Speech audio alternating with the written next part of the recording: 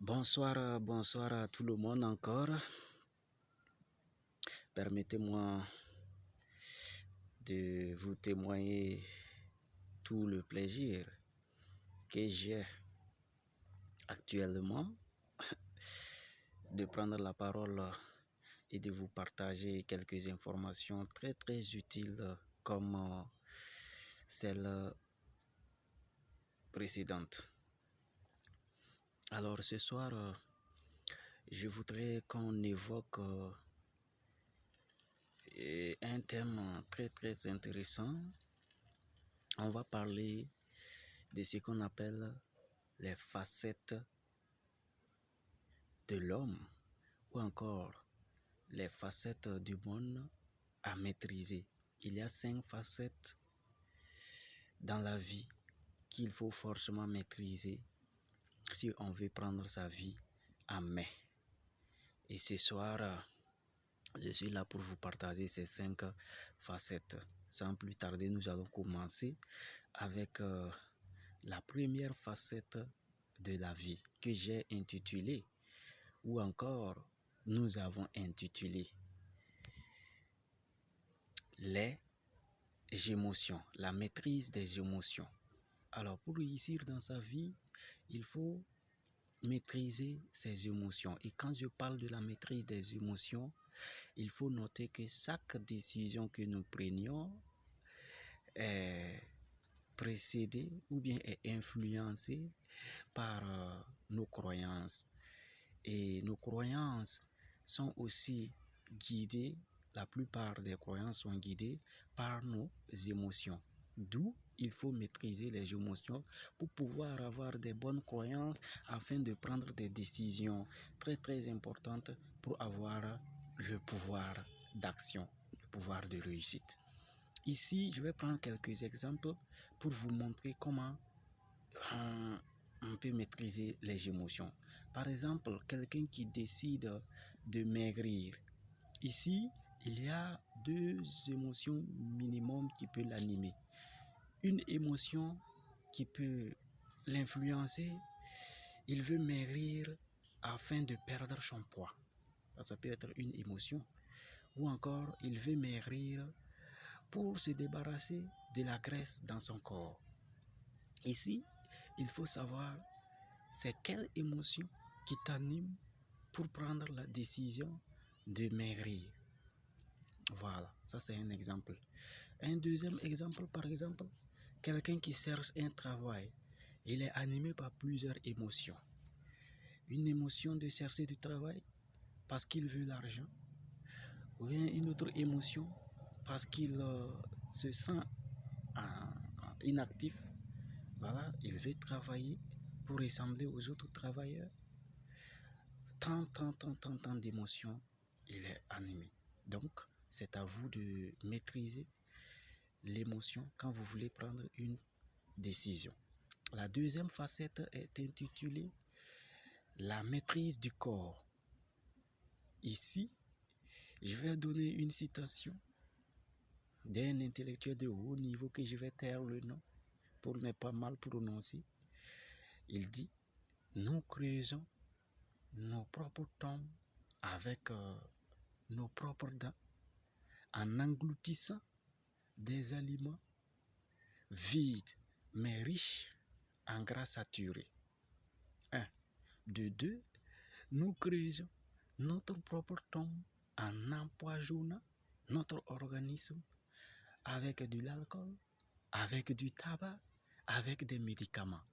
Et en dernière position, nous creusons notre propre tombe tout simplement en restant assis passivement devant nos télévisions. Ici, ça veut dire tout simplement, pour maîtriser son corps, il faut maîtriser ce que nous mangeons, il faut maîtriser ce que nous avalons, il faut maîtriser ce que nous respirons même, ce que nous buvons. Et enfin, il faut faire de l'activité physique. Voilà. Donc, on va s'arrêter là. Et en troisième position, on va parler de la maîtrise des relations. Ici, le pire des échecs, c'est de réussir dans la solitude. Donc, il faut travailler à maîtriser les 4 relations nécessaires pour avoir une vie vraiment réussie dans la gaieté, dans la joie. La relation amoureuse. Voilà, ici on parle de l'amour. Il faut avoir des amis, il faut avoir quand même une femme, ne serait-ce qu'une seule femme là, pour nourrir son âme. Il y a eu une vidéo où je vous parlais de comment nourrir son âme. On nourrit son âme avec l'amour. Voilà. Il y a la relation familiale. Votre famille, quel est le lien qui existe entre votre famille et vous? Il y a des gens, quand une fois qu'ils réussissent, ils s'en foutent de la famille. Hein. Ils ne veulent même plus repartir dans le village, voire même dans la commune ou encore dans la région. Et d'autres même fuient le pays. Ah non, ça c'est pas bon. Il faut avoir une bonne relation avec la famille. Ensuite, il faut avoir une bonne relation sociétale. Quelle est la relation entre vous et la société dans laquelle vous vivez? Voilà, c'est à vous de déterminer la relation que vous voulez, voilà, et de la mener correctement. Et enfin, on va parler de la relation professionnelle. Dans votre lieu de travail, vous avez des collègues, vous avez des doyens, vous avez des supérieurs hiérarchiques. C'est à vous de déterminer la relation que vous voulez mener avec eux afin de réussir correctement, avoir une bonne relation. Voilà. Donc, en 4e position, nous allons parler de la relation d'argent, la relation d'argent. Ici, je ne vais pas parler trop. Ici, il faut travailler à avoir l'argent ou bien avoir l'argent comme un moyen et non la clé du bonheur. Voilà, je ne vais pas approfondir ici parce que il y a d'autres, quand on parle de l'argent, ils ont déjà peur, ils veulent quitter la vidéo. Non, il faut travailler de telle sorte que l'argent soit vu chez vous comme un moyen et non comme la clé du bonheur. Et vous allez voir que vous allez réussir. Et enfin, la maîtrise du temps. Ici, on aime dire que l'homme ne s'est pas construit en un jour. Or, la plupart des gens ne savent pas comment utiliser leur temps. Je ne parle pas de la gestion du temps, mais de fait à travailler de telle sorte à maîtriser, à modifier, à reformuler le temps pour qu'il soit votre allié et non votre ennemi. Voilà, c'est surtout ça. Travaillez de telle sorte que le temps soit votre allié et non votre ennemi. Donc vous allez m'excuser pour la luminosité. Hein. Il fait exactement 18 heures chez moi. Voilà, donc et je m'excuse pour la lumière. Écoutez surtout la voix, c'est ça le nécessaire. Avec le temps, on va trouver un moyen de vous donner des vidéos de haut niveau. Donc la plupart des gens surestiment ce qu'ils peuvent faire en une année, mais sous-estiment ce qu'ils peuvent faire en une décennie.